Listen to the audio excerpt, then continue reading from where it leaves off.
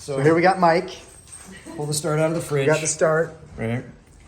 He took it out at 2 o'clock. 2 o'clock. It's 3:30. 3:30 now. Okay. Got to mix it up so it looks like pancake batter. Yeah. Okay.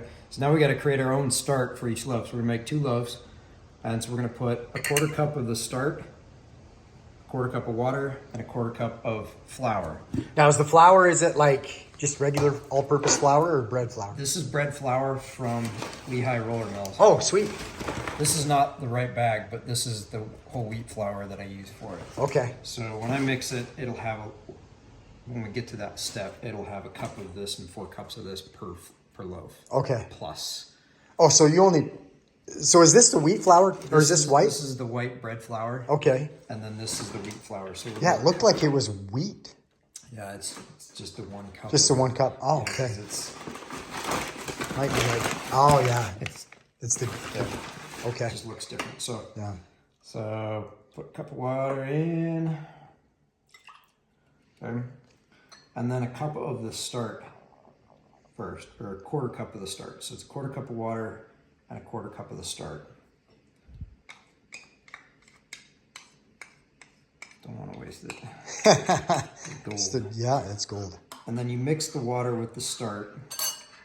Okay. Okay. So it'll look like milk, basically. Yeah. I gotta clean this off. I only have 1/4 cup measuring cup. Short on supplies. You don't usually do 2 though, right? No, not usually. And then 1/4 cup of flour. Okay. So Well, that's easy enough. Quarter. Now it's mixing it like you're making pancake mix. So that's what you want to see with it. It'll look like you're just making buttermilk pancakes. Yeah. Try and get the lumps out of it best you can.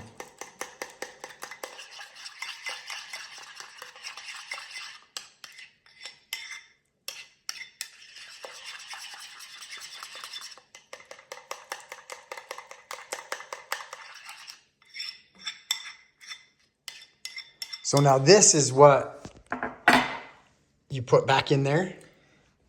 Or is that? We'll feed that in just a second. So Okay. So then you're gonna do that exact same thing again, obviously for the second loaf, because you want one. I'm gonna make one. Yeah.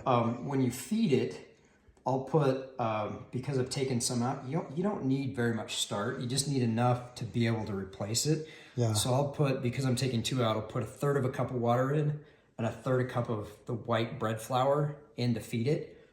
And I'll mix it up, and it can stay a little lumpy for the start.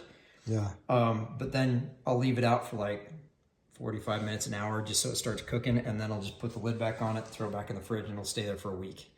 Okay. This, all I'm gonna do, Hey guys. just gonna put a plate on it, and just set it aside. It'll sit for like an hour, hour and a half.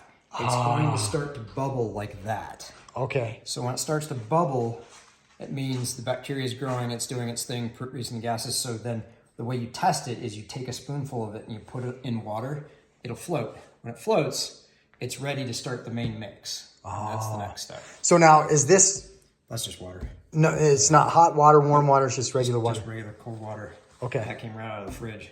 Okay. So Sweet. I try not to use tap water because St. George tap water has bleach in it. It's horrible. Yeah.